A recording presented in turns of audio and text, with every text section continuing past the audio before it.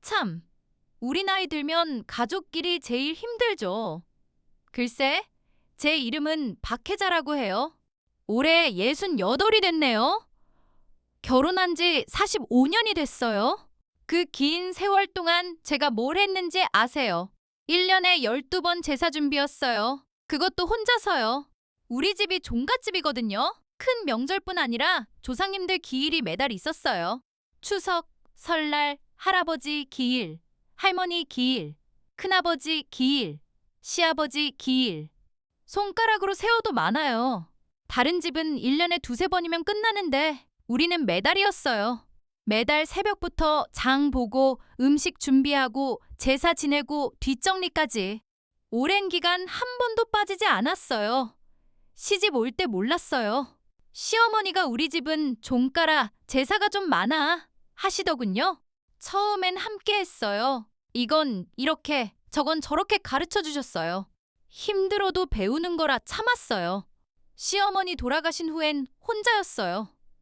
남편은 당신이 알아서 해 했고 시동생들은 형수님이 잘하시니까 하며 빠졌어요. 23세 시집 와서 지금까지 제사 준비가 제 인생 대부분이었어요.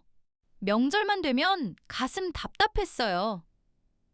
보름 전부터 걱정 시작됐죠. 사람들 몇 명 올까? 음식 얼마나 만들까? 식구들은 무관심하겠지. 제사 준비할 때 머릿속 복잡해요. 큰 명절은 전쟁 같아요. 사나흘 전부터 시장 가서 장 보고 나물 다듬고 고기 재우고 떡 만들고 숨 돌릴 틈 없었어요. 남편은 고생하네. 말 한마디 없이 자기 일만 했어요. 종갓집이라 조상 물려준 땅이 있었는데 남편 사업한다고 다 팔아먹고 이제 허울만 좋은 종갓집이에요. 넉넉지 않은 살림에 제사 비용 부담도 제 몫이었어요. 아들 재경이도 엄마가 하는 거니 하며 관심 없었어요. 아무도 제 힘든 걸 알아주지 않아 서러웠어요. 제사 끝나면 수고했어요. 한마디 하고 집에 가버려요. 그 한마디로 45년 고생이 끝나요. 친구들 만나면 부러웠어요. 우리는 1년에 2번만 해? 들으면 왜 나만 이렇게 살아야 하나 싶었어요. 하지만 참았어요. 이게 운명이겠지? 종갓집 며느리 숙명이겠지. 이제 한계예요. 어제 45년 만에 처음으로 안 하겠다 했어요. 온 가족 앞에서요. 지금도 어떻게 용기 냈나 신기해요. 억누른 감정이 쌓였나 봐요. 며느리 보영이 보면서요. 이 아이만큼은 제 고생시키기 싫었어요. 공부 잘하고 좋은 직장 다니는데 왜 우리 집 와서 똑같이 고생하나요? 보영이는 제 속마음 헤아려주는 아이예요. 작은 변화 시도해 봤어요. 가족들이 이해할까 싶어서요. 하지만 아니었어요. 어제 일이 결정적이었어요. 제사상 음식 하나 적다고 남편이 소리 질렀어요. 가족 다 모인 자리에서요. 그 순간 참았던 게 폭발했어요. 새벽 5시에 일어났어요. 부엌으로 갔어요. 남편은 코 골고 있었어요. 그 긴 세월 한 번도 새벽에 도와준 적 없어요. 냉장고 열고 어제 재워둔 고기 꺼냈어요. 갈비찜용 갈비, 불고기용 소고기, 전용 재료. 새벽부터 나물 다듬었어요. 도라지, 고사리, 시금치, 숙주 각각 손질 다르죠. 손목 아파요. 요즘 들어서요. 의사 선생님이 손목 터널 증후군이라고 무리 마세요 했어요. 허리도 끊어질 듯해요. 하루 종일 서서 요리하고 설거지하고 앉을 틈 없어요. 오전 8시쯤 재경이 전화 왔어요. 엄마, 회사 급한 일로 늦을 것 같아요. 보영이만 먼저 보낼게요. 항상 회사 일 급하대요. 가족보다 중요한가 봐요. 이해해주세요 하니 그래도 추석인데 했어요. 오후 6시 퇴근한 보영이가 왔어요. 임신 몇 개월 안 됐는데 출근복 차림으로 달려왔어요. 어머니, 도울 일 없어요? 거의 다 했어. 쉬어. 입덧 심한데 음식 냄새 맡으면 토할까봐 마음 쓰였어요. 나도 재경이 임신 때 입덧 심했어요. 10달 내내 힘들었어요. 그래도 도울게요. 몸 생각해야지. 오후 늦게 남편 들어왔어요. 술 냄새 나요. 피곤하다. 쉬어야겠어. 하고 방에 갔어요. 제사 도와주지 않으면서요. 여보, 도와주세요. 그런 건 당신이 하는 거야. 제사 지내면 돼. 집안일은 남자가 안 한다는 말. 시아버지도 그러셨으니 분위기인가 했어요. 왜 제사 지내는 건 남자고 준비는 여자인가요? 왜 제사상 앞에서 저 올리는 건 남자고 여자는 뒤에서 숨 죽여 있어야 하나요? 오후 4시에 시동생 전화. 형수님, 늦을 것 같아요. 아이들 학원 끝나면 갈게요. 핑계예요. 바쁘다, 멀다, 애들 때문. 오후 7시 돼서야 모였어요. 재경이도 왔어요. 회사 급했다면서 취기 있었어요. 시동생 동서들도 빈손으로 왔어요. 과일 하나 사온 적 없어요. 모여서 식사 후 고생하셨어요? 한마디면 끝. 45년 노고가 그 한마디로요. 3, 4일 전부터 준비한 음식 그릇에 담아 상 차리려 뛰고 뛰었어요. 가족들은 소파에 앉아 TV 봐요. 참았어요. 제사상에 왜 생선구이가 안 보여? 조상님께 성에 부족한 거 아니야? 가족들 다 접었어요. 평소보다 하나 덜 만들었어요. 작은 변화 시도요.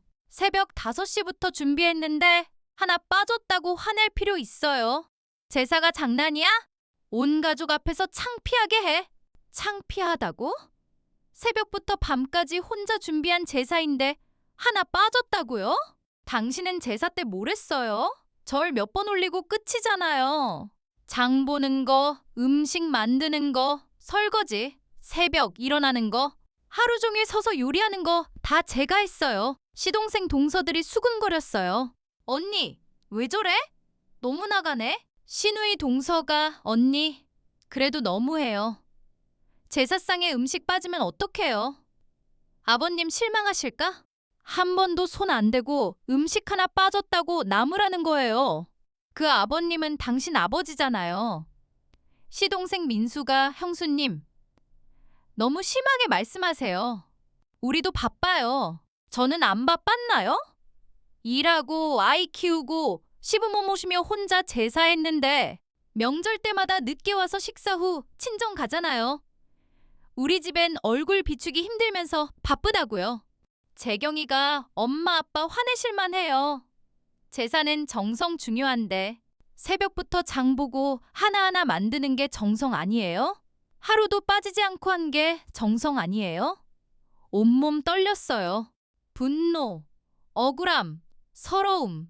이게 제 가족인가 싶었어요. 재경아, 내 아들이잖아. 엄마 힘든 거 모르니? 한 번도 엄마 도와줄게. 한 적 있어? 당황하네? 엄마니까 당연하다고 생각했겠죠. 너도 회사 바쁘다고 늦게 와서 밥만 먹고 가잖아. 남편이 얼굴 붉히며 그만해. 제사날에 무슨 말이야? 여자가 조상님 앞에서 이러는 게 말이 돼? 조상님도 사람이었잖아요. 보영이가 제 곁으로 왔어요. 어머니, 괜찮으세요? 노여워 마세요. 걱정 눈빛에 더 화났어요. 이 착한 아이 걱정시키기 싫었어요. 보영아, 미안해. 보영아, 기억해. 너만큼은 이런 고생 안 시켜. 남편이 보영이는 며느리로서 당연히 해야 해. 시집 온 며느리가 제사 돕는 게 당연해? 당연하다 뭐예요? 왜 여자라서 며느리라서요? 그런 건 여자가 하는 거야. 예전 전통이야. 시집 온 며느리가 제사 물려받는 게 당연해. 어느 시대인데 여자라서요? 시대 바뀌었어요. 남녀 같이 해야 해요. 시대 바뀌어도 예의 지켜야지. 어른으로서 해야 할 일 왜 악다군 있어? 악다군이? 저 혼자 감당하게 하는 게 예의인가요? 그래요. 당신 직접 고기 굽든지 지지든지 마음대로 하세요. 45년 했으니 이제 그만. 더 못해요. 정신 나갔어? 정말 안 할 거예요. 이제부터 안 해요. 울분이 터졌어요. 45년 갇힌 새가 문 연 듯. 제사상 음식들 봤어요. 새벽부터 정성 들인 거. 하지만 이제 아니에요. 이게 마지막이에요. 다음부터 혼자 안 해요. 가족들 멍하니 봤어요. 놀랐겠죠. 제가 강하게 말한 적 없으니. 저도 놀랐어요. 남편이 당신 정신 나갔어? 제사 안 한다고? 제가 혼자 준비 안 한다는 거예요. 하고 싶으면 당신들이 하세요. 시원했어요. 목에 걸린 게 빠진 듯. 그럼 누가 음식해? 당신이든 재경이든 삼촌이든 돌아가면서 하세요.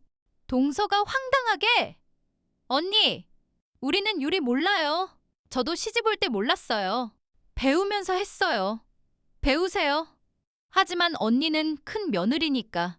큰 며느리라 못 알라요? 평생 혼자 고생해야 해요? 그런 법 없어요. 나도 사람이에요. 재경이가 엄마, 갑자기 이러시면 갑자기 아니야. 오래 참았어. 엄마도 사람이야. 늙어서 힘들어. 목소리 떨렸어요. 제가 너무 오래 참은 탓인가? 불평 없이 하니 당연하다 여겼나? 보영이가 어머니, 도울게요. 혼자 마세요. 남편이 소리쳤어요. 당신이 뭘 안다고? 집안 전통 마음대로 바꿔. 한 사람 고생시키는 게 전통인가요? 바뀌어야 해요. 부엌 가서 앞치마 풀었어요. 식탁에 놓았어요. 45년 고생, 참음, 서러움 끝났어요. 가족들 조용해졌어요. 다음 제사부터 당신들 알아서. 저는 집에 없을 거예요. 친구들과 여행 갈 거예요. 제사 부담에 못 갔던 여행. 서러움 붙였어요. 가슴 쿵쾅. 남편이 집 나간다는 거야? 제 인생 살겠다는 거예요? 68이에요. 이제 편안할 나이잖아요. 남은 인생 원하는 대로 살 거예요. 집 나섰어요. 45년 만에 처음. 바깥 공기 무더웠지만 마음 시원했어요. 얼음 녹듯 자유로움 느꼈어요. 가슴 뚫린 듯.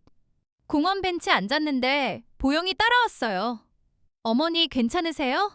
그동안 힘드셨을 텐데 이제야 알았어요. 따뜻한 말에 눈물 쏟았어요. 그런 말 처음 들었어요. 보영아, 나처럼 살지 마. 어머니, 혼자 고생 마세요. 도울게요. 남편에게 말할게요. 며느리 잘 본 것 같아요. 제 마음 알아주는 유일한 아이. 집에서는 설거지 미루고 있겠죠. 이제 제 문제 아니에요. 45년 했으니 그들 차례. 남편 전화 왔지만 꺼버렸어요. 오늘은 아무 말 듣기 싫었어요. 무더운 밤인데 마음 상쾌해. 45년 만에 제 마음대로 한 날. 보영이와 카페 갔어요. 아이스 커피 마셨어요. 처음 여유로운 커피. 에어컨 바람보다 제 마음 시원함 컸어요. 작은 자유 소중해요. 더 이상 혼자 감당 안 할 거야. 밤에 집 돌아오니 부엌 난장판. 설거지 안 하고 음식 그대로. 치우지 않았어요. 처음으로 뒷정리 안 했어요. 다음날 아침 남편이 어제 좀 심하지 않았나? 아니에요. 진짜 제 마음이었어요. 앞으로 제사 다 같이 해요. 혼자 안 할 거예요. 목소리에 확신이 있었어요. 몇 달 지났어요. 처음엔 어색했지만 바뀌고 있어요. 완전은 아니지만 혼자 안 해요. 남편 투덜대지만 장 볼 때 무거운 거 들어주고 따라다녀요. 처음엔 어떻게 들고 다니냐? 했지만 나아져요.